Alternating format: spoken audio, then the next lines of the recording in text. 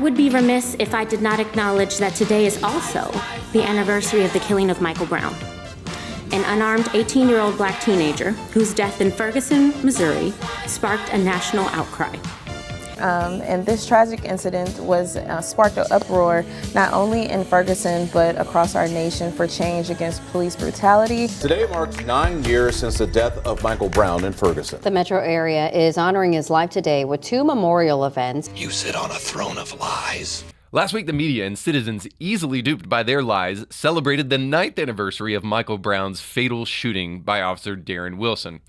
For those paying attention, it might have seemed kind of odd that our nation was being asked to remember a criminal who attacked a police officer. Is that like some kind of new holiday in a post-Christian world?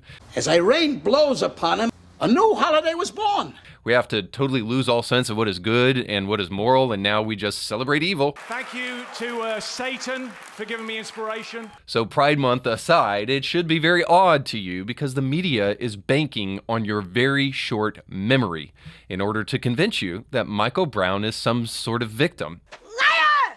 Liar! After all, it was Obama's DOJ that ruled that Darren Wilson was merely defending himself, and they cleared the police officer of all wrongdoing. It was Obama himself who said, you can't just charge him, speaking of Officer Wilson, because what happened was tragic. And then Obama went on to say complete confidence was fully behind the Justice Department in their decision-making. Among the many things the DOJ discovered when they investigated the Michael Brown shooting was that the hands up, don't shoot mantra that BLM used as a rallying cry hands up, don't shoot, was a totally fabricated lie. There's still plenty in the protest movement who are convinced Brown had his hands up. But few have read the nearly 100-page report. We did. Here's what the witnesses closest to the incident who spoke to federal investigators and the grand jury say. Witness 102, a biracial male, for sure that Brown's hands were not above his head. Michael Brown not only did not have his hands up, but the 18-year-old that was over 290 pounds and 6'4" actually punched the officer in the face and then tried to grab his gun. Motivated by the facts, the DOJ was left with nothing else but to fully exonerate Officer Wilson of all wrongdoing.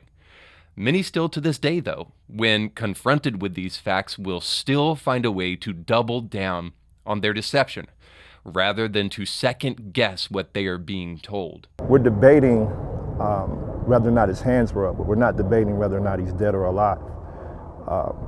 We know for a fact that he's dead. Whether his hands were up or not, he's not here.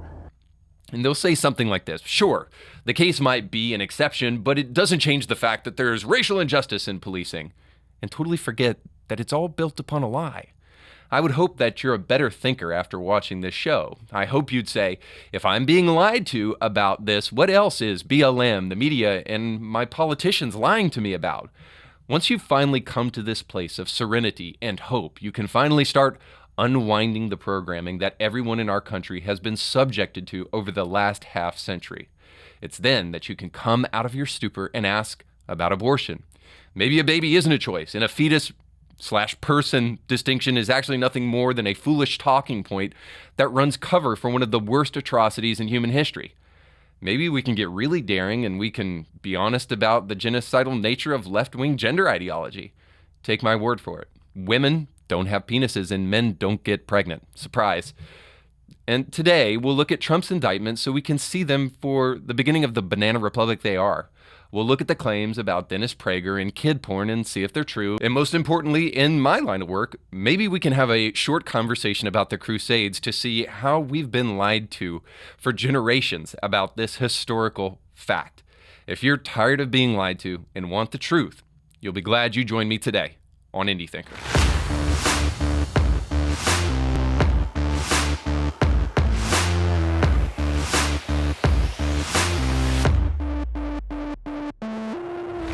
Welcome to the show. Don't forget to like, share, and subscribe. Now, today I want to encourage you to do something we hear a whole lot. Now, you've probably heard people say it's not enough just to stand against something. You have to support the things that you're for. You know, Christians have for far too long been against things and not for things.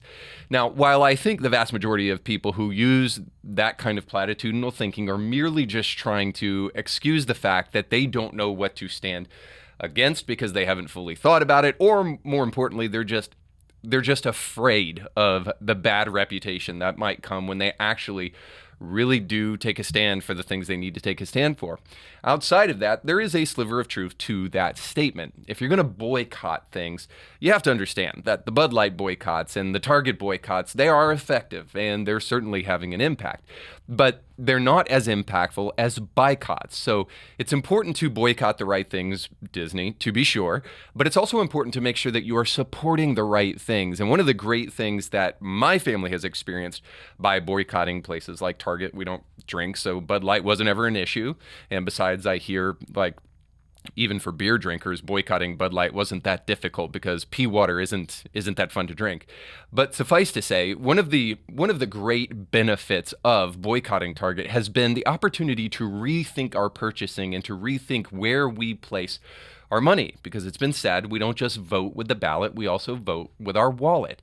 And so if you want to vote for the kind of values and the kind of things that truly promote a healthy society, well, then you need to stand up for and place your money behind the companies that really matter. And that's companies like Herbal, Alchemy.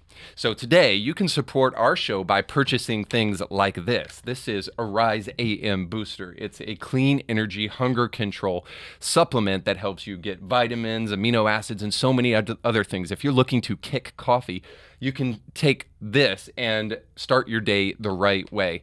And then maybe you're looking for health and beauty products that are totally chemical free, all natural, and most importantly, woke free. Herbal Alchemy has all of it. They've got men's products, they've got women's products.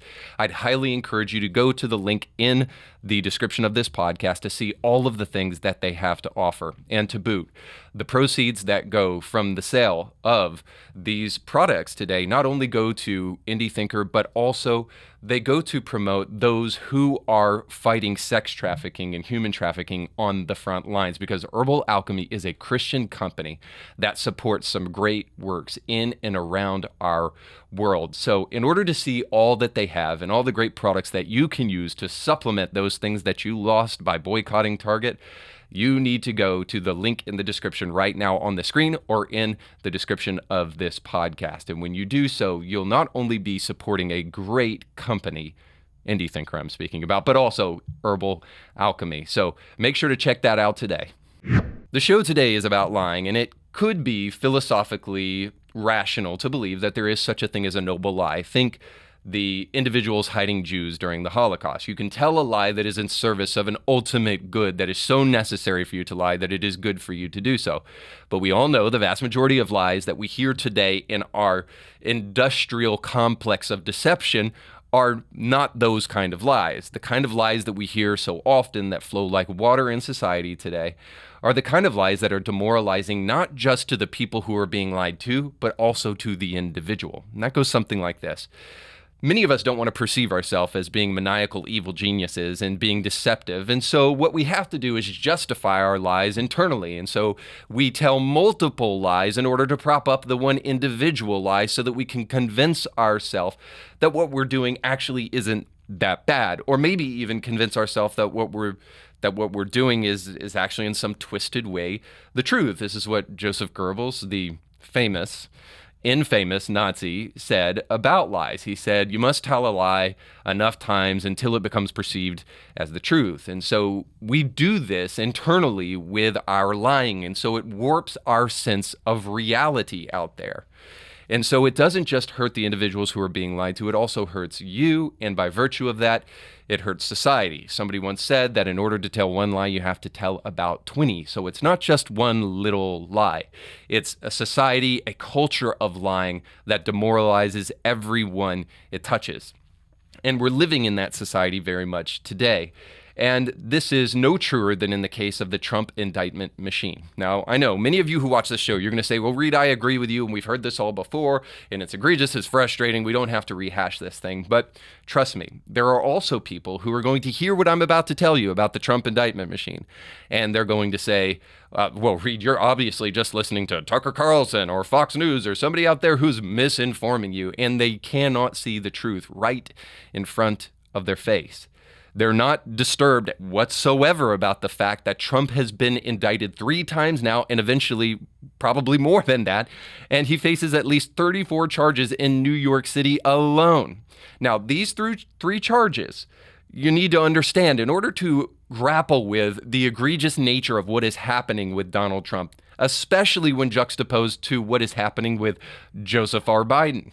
So for the sake of reminder, these indictments include campaign finance fraud, which, by the way, you should know, the statute of limitations on these charges have already expired in the state in which they were brought. So why is he being indicted for it? I'll let you take your imagination to solve that one.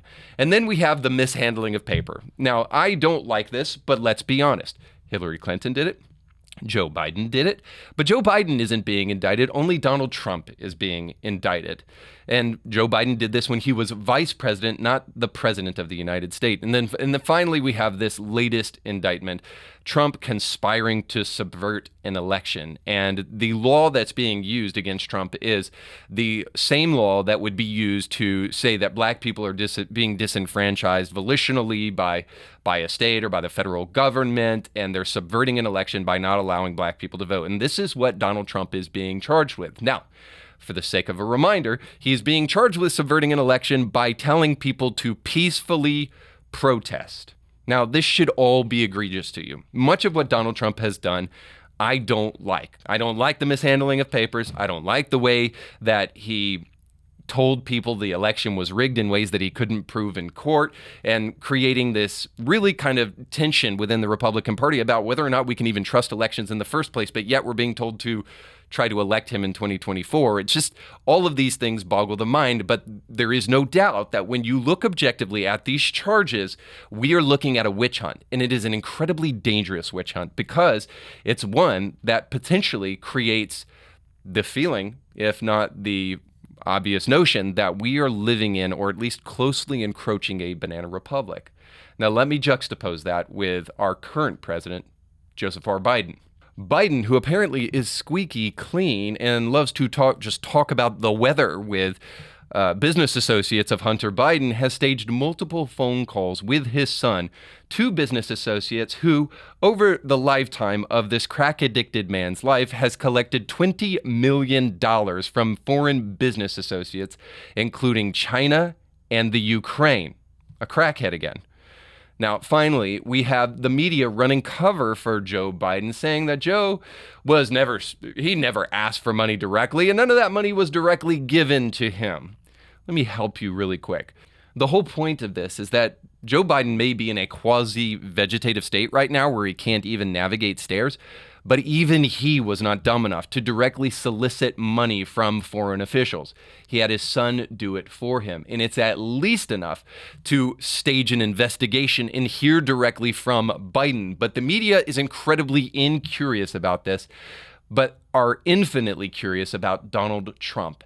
How did we get multiple impeachments of a man based upon a fake Russia story, and now we can't even get a single impeachment or a single opportunity to hear from Joe Biden directly about something that certainly has more evidentiary quality to it than anything Trump was ever charged with? So the real question is, why is the media so incurious, and why do they keep on ramping up coverage of Trump indictments to make sure that he is consistently in the news? Why all of this strategically timed, seemingly right before a primary and a general election? So here's the first argument that I hope you can see, that Donald Trump is being promoted on purpose.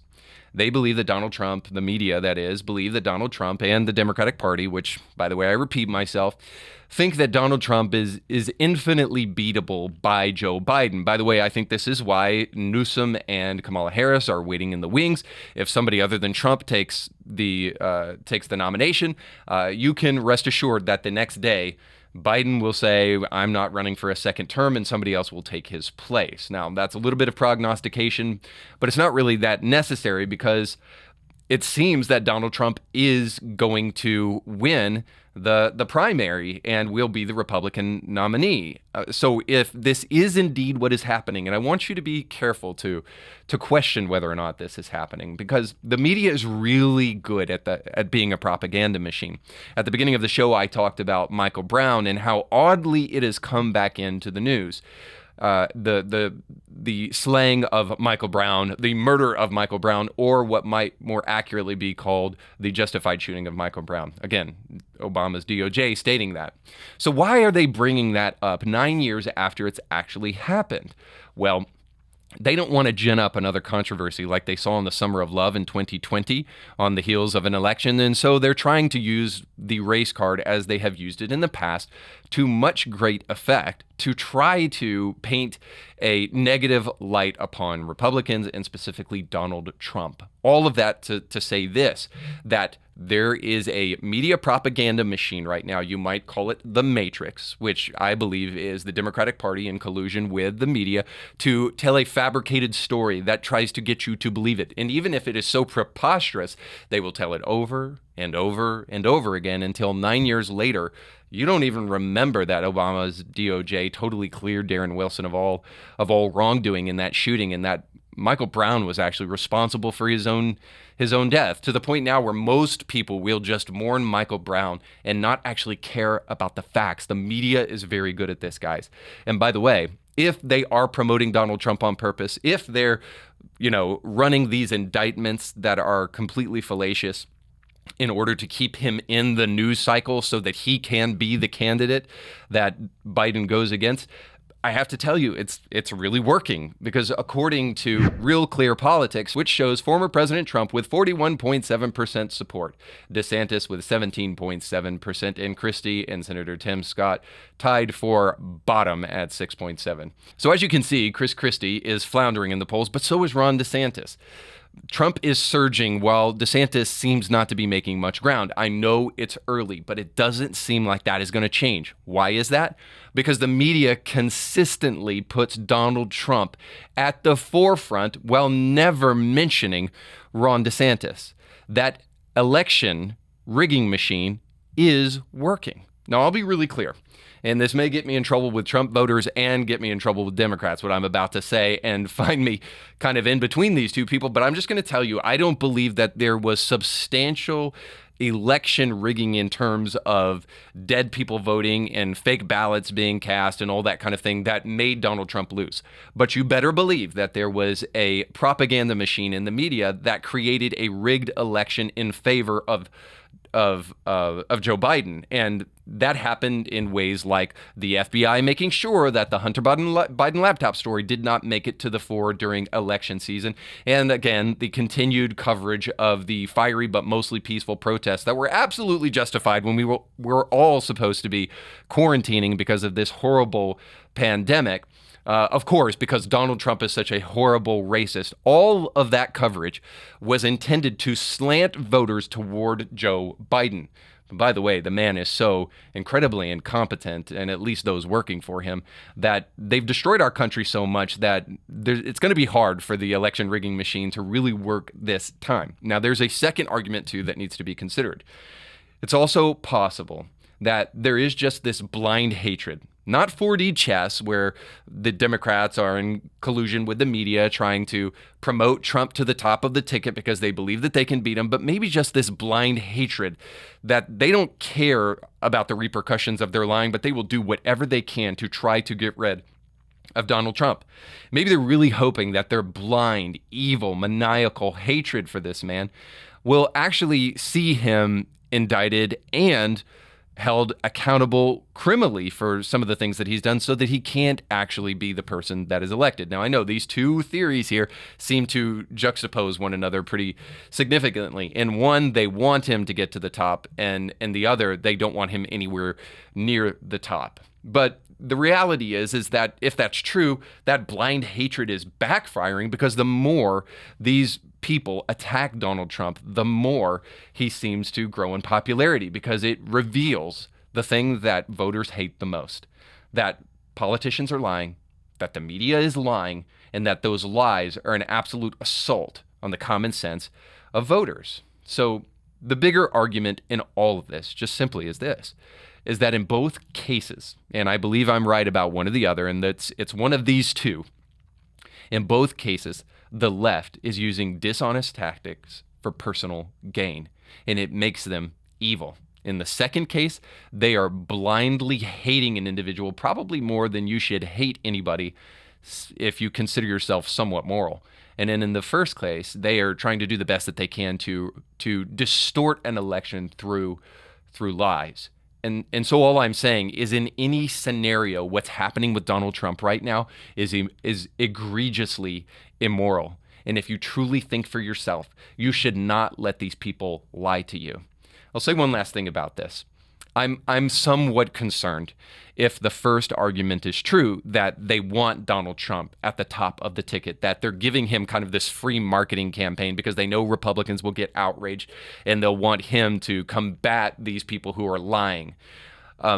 If that is what is truly going on, I am very concerned about that, because if the left is playing 4D chess and they want Donald Trump to go to the general election, I wonder why we should go along with their plan. I wonder why we shouldn't try to help Ron DeSantis get in office and totally destroy whatever maniacal plan they actually have. Again, I'm theorizing here completely, and you have to let your common sense speak to you and help you understand these things. And hopefully I've done a good job of trying to illustrate this so that I show that the indictments that are being placed against Trump are nothing more than political positioning. But in any case, we have to be careful that we don't play directly into the hands of the people who are trying to distort the truth the most. And so it does stand to reason that you might want to reconsider what your primary vote actually looks like. Now, moving on, if we're going to really talk about telling the truth, then there's a story that's been kind of going viral lately concerning somebody that I follow who I think is a great podcaster, a guy named Matt Fradd with Pints with Aquinas, and then somebody who I have personal affection for and somebody that I've met personally and even spent time at his house, Dennis Prager. Now, the scenario is something like this, that Dennis Prager is being accused of supporting and condoning child pornography, and the internet has gone in outrage mode against Dennis Prager. Now, if that is true, then I agree. You should be outraged. But the real question is that true? I'll let you hear Dennis Prager's comments with Matt Fradd himself here. Says, I view animated child porn. So there's no real victim in that sense of child pornography, which we both agree is horrendous. And by viewing animated child porn, it prevents me from acting out sexually on a child. Now, I deny that. I think that pornography inflames us to then want to act those fantasies out, and I think there's good studies that back that up. But surely you wouldn't say to the man who views animated child pornography, that's not bad so long as you don't act it out. Wouldn't you want to help this poor sick dude? Yes, I would, but I'm thrilled that he's not acting it out. I mean, agreed. Okay, of course. Well, that's big. Yeah. We're both thrilled that he might have a poor substitute, but it is a substitute if that were the case. No child is being used. Yeah. It's all animated. Yeah. And he. But would you use the word evil of animated child pornography? Because I certainly would. No, I would use evil only with behavior. That's where we might differ. Yeah. Forgetting the sex issue, you can't be evil. You didn't do evil if you thought evil. You did evil if I'm if you committed. masturbating to animated pictures of pornography, I'm not doing something evil. That's correct. Yeah, I think that's despicable. Yeah. Really? Yes, of course. Who is being hurt? You have to have a victim. Oh, I'll tell you, there's at least two people being hurt. There's the person who's poisoning himself by encouraging him to think, acting out on children. And there's also the animator. Okay, wait a minute. We both are aching for him not to have those fantasies. I agree with you, but you won't call it evil. I won't call a fantasy evil.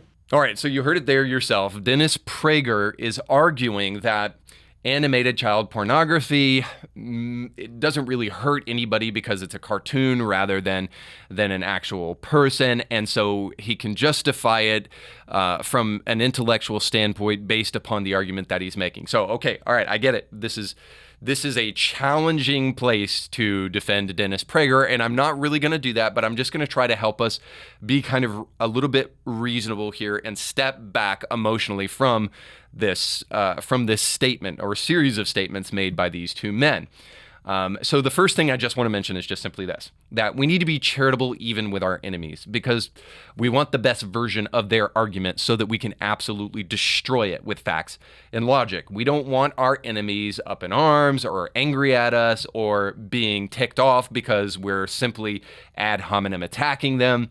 There is a place for that, to be sure, and I think there are things that deserve to be mocked, so trust me, you've heard it on the show before. I'm not turning over a new leaf as far as that's concerned. I believe it's necessary, and I believe it's moral to mock things that are egregiously immoral. So nonetheless, but I also do believe that it's important to be charitable with our enemies and try to give them the best interpretation so that we can destroy that rather than just straw manning. So hopefully that makes sense. And for those of you who don't know, straw manning means creating the weakest argument by our enemy so that we can destroy that, but then we're not really destroying their actual argument.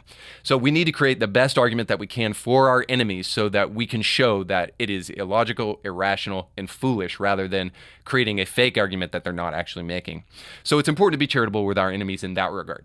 But it's also important to be charitable with our friends, not just simply because they're our friends, but because we know them.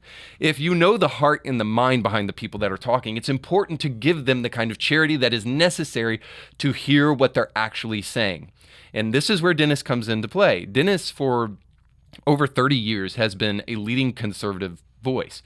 And I just have to tell you here, Dennis is not making an argument that child pornography is okay. I want to get into the argument that he's actually making, but essentially, Dennis is a behaviorist, and he's just simply saying that your behavior is what matters more than kind of the ideas that you have. Now, this goes back into something that Dennis Prager said with Jordan Peterson on a Exodus kind of series that he did with him. You can hear his words here.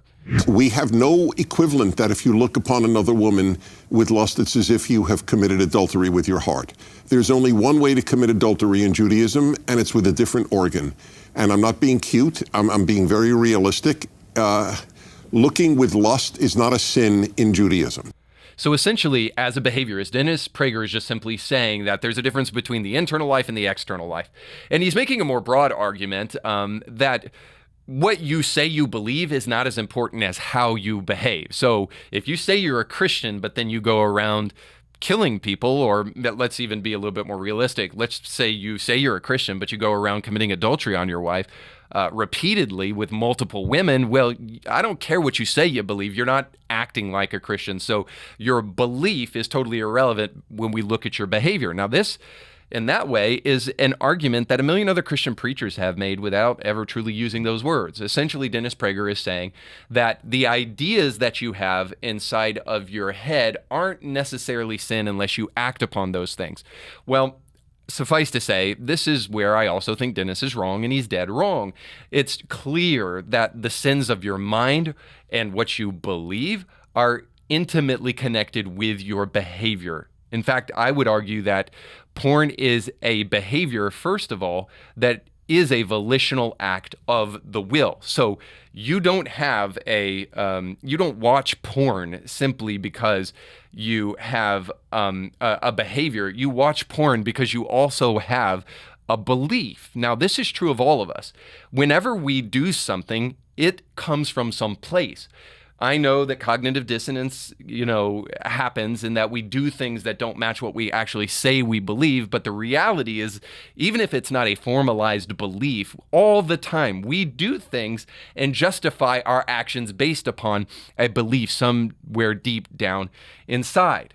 And porn is especially egregious in this way. Not only is it a belief, but it is also a behavior. So I don't really know why Dennis can get off by saying that, hey, I think there's a distinction between, what you actually do and kind of the lustful ideas that you have when it comes to this kind of thing. Because porn objectifies women, even if you're not specifically engaged with the woman.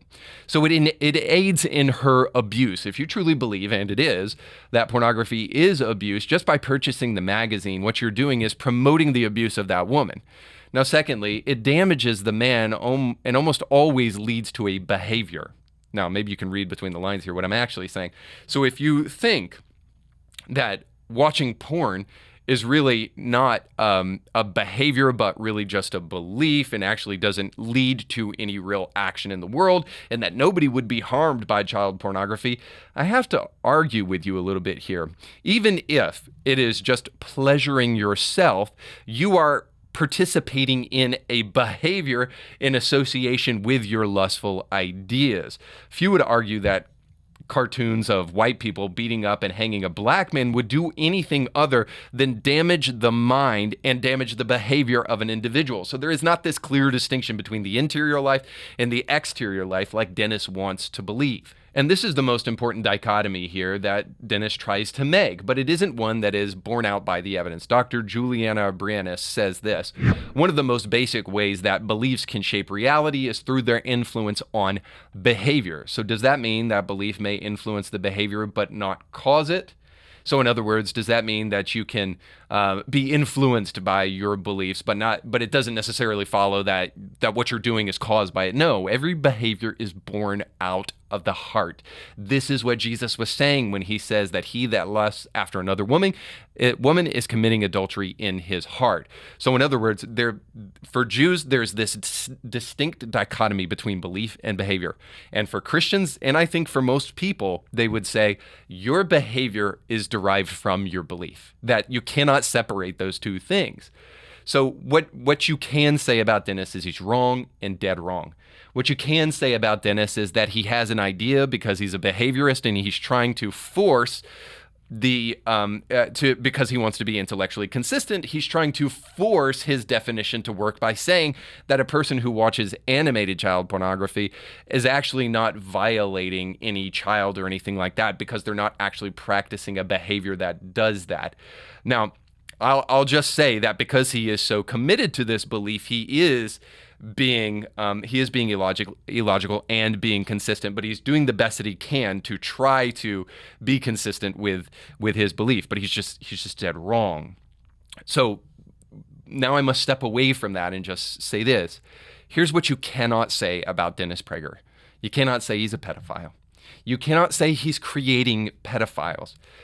And you cannot say anything other than that he's entitled to be wrong. Again, Dennis Prager is somebody that's on our side. He's not truly defending child porn. He's trying to defend his position, and he's just finding himself in the unfortunate predicament where he realizes his argument actually doesn't work, and it's made him look like he's defending child porn.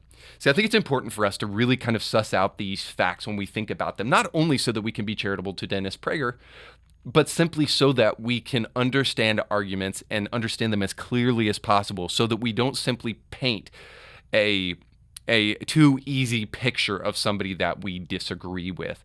Now, is it important to call Dennis out on the kind of inconsistency of his belief here and actually where his belief leads? By the way, I think he's being logically consistent. I just think that his belief actually doesn't work, and it is not borne out by the facts, and it ultimately leads to some reprehensible conclusions, as Matt Fradd said in the clip. And so in keeping with the theme of the show today, I would just say this, that the moral of the story is that we need to be careful about the lies that we tell ourselves. Because I believe Dennis has a flawed belief, and he's trying to justify it logically. That's why it's all that much more important that the things that we believe are correct. Now, as a Christian, and Dennis being a Jew, I agree with Dennis very often, but I think Dennis's Judaism here is influencing what he believes as a behaviorist. I think he needs to listen to Jesus a little bit more and realize that the dichotomy between the inner life and the exterior life are actually not that disconnected. Jews believe that they are, but Christians don't.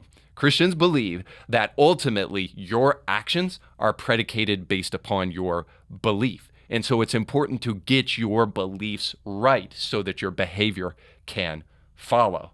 And one of the ways that you can do that is by looking into an ancient book called the Bible, Old and New.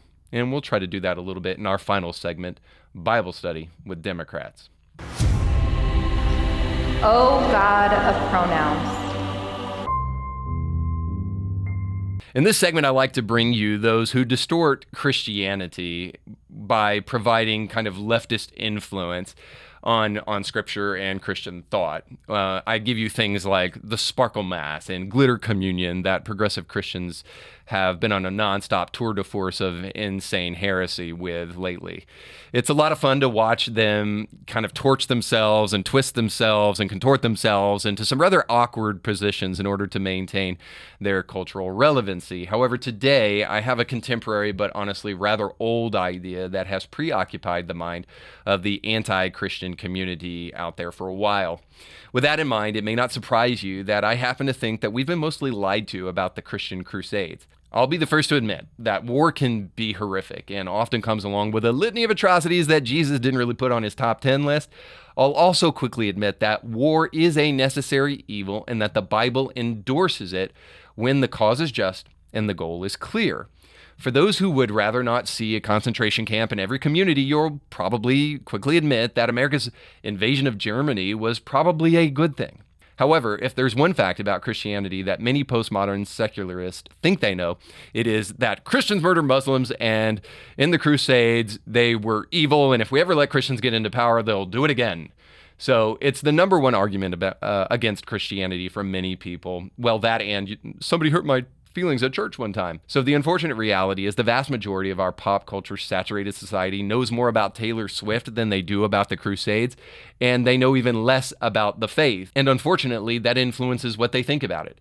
It should come as little surprise that the vast majority of people teaching you in your stellar public school had no idea what they were talking about when it comes to the Crusades. And please save your typing in the comment section for those of you who went a little bit deeper in your education and you attended a community college with an atheist professor who really took you down the rabbit hole. So save that. But I understand I'm stepping on some hollowed ground here when I suggest to you that the Crusades were more about Christians defending themselves against a jihad-obsessed religion than the other way around. After all, you've read The God Delusion and you've seen City of God with the disgusting, intolerant Christians living in their own filth, how they attacked enlightened Muslims who were contemplating the mysteries of the world and living peacefully while on their way to discovering the cure for cancer. Of course, we know those pasty whites and their tendency to enslave. But to maintain your very binary belief in the Crusades, you have to push aside some inconvenient facts. For instance, you have to forget that the First Crusade was a defensive war. Muslims had been on a mission of expansion since Muhammad and had taken 2/3 of the known world, and many of that territory was Christian-owned. And those acts of aggression didn't stop when the Crusades began. Researcher Dr. Bill Warner estimates that about 548 aggressive battles were waged by Muslims against Christians, compared to 15 aggressive battles fought by Christians to do the same. But you don't have to listen to me or even secondary sources. Here's what Pope Urban II said on the eve of the First Crusade in order to call Christians to take up arms in the First Crusade. He said this: "You have seen for a long time the great disorder in the world caused by these crimes. It is so bad in some of your provinces, I am told, that you are so weak in the administration of justice that one can hardly go along the road by day or night without being attacked by robbers. And whether at home or abroad, one is in danger of being despoiled either by force or fraud. Although, O sons of God, you have promised more firmly than ever to keep the peace among yourselves and to preserve the rights of the church, there remains still an important work for you to do. Freshly quickened by the divine correction, you must apply the strength of your righteousness to another matter which concerns you as well as God. For your brethren who live in the East are in urgent need of your help, and you must hasten to give them the aid which has often been promised them.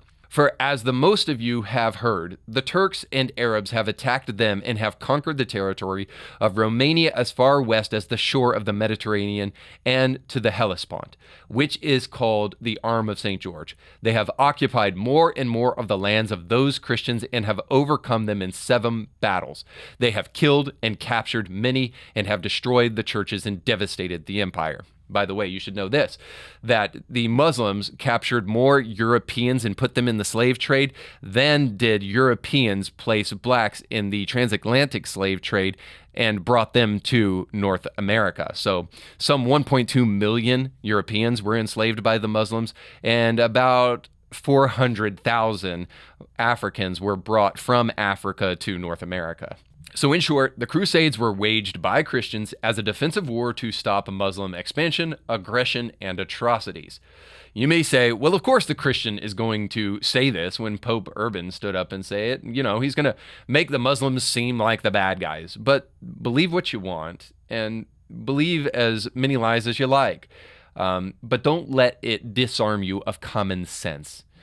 Disregard any of these sources and let's just use some logic here for a moment. What's easier to believe? A jihad-obsessed religion made the world difficult to live in, or damned bloodthirsty Christians wanted to decapitate innocent Muslims who were innocently praying toward Mecca. This is not to disregard that there were bad people on both sides. I'm sure there were many crusaders who did grossly immoral things. It's just that when Muslims did it, they were doing it in keeping with their prophet's call. And when crusaders did it, they were clearly disobeying Christian scripture. But the biggest and most important argument in favor of the Crusades is simply this: Western civilization. All you have to do is simply ask yourself a very logical question. Which would you rather have today? The Islamic world spread around the world as the major cultural zeitgeist, or Western civilization as it is presently situated? For those who struggle with apples and oranges, let me just be really clear with you. I'm not saying that there aren't pros and cons to both. My simple argument is that it is objectively clear which one is better. And by the way, if you're on the left and you love calling people Islamophobes for making those kind of arguments, what do you think the world would look like under Sharia law? And how many women would truly have the rights that they do in America today if Muslims had taken over the known world? If you care about the rights of women and the LGBTQ community, I think you better jump at the chance to defend Western civilization. But I have little hope of that. I understand that people, when confronted with inconvenient truths, often retreat to their illogical assumptions to reinforce their narrative. But maybe, just maybe, there's someone out there who is willing to admit that it's very easy to paper over history in order to cover your religious bigotry. And if you're brave enough to admit that, you'll find yourself on some pretty holy ground. It's rare that people find their way outside of their flimsy echo chambers and flimsy worldviews. Flimsy worldviews are really comfortable. They allow you to live in a way that you like without fear of change, and they're a powerful stronghold against facts and logic. But if you let the wolf blow your little house down and your sticks come tumbling down around you, you can find something more solid where you'll find independent thinking, healthy skepticism, and a gradual but life-changing worldview. So I highly encourage you to exit the matrix that's been programmed for you. It's there too, where you may take the next step in realizing Christianity is hardly what you thought it was. In other words, you'll stop living by lies and you'll find the power of truth. And I hope you do that.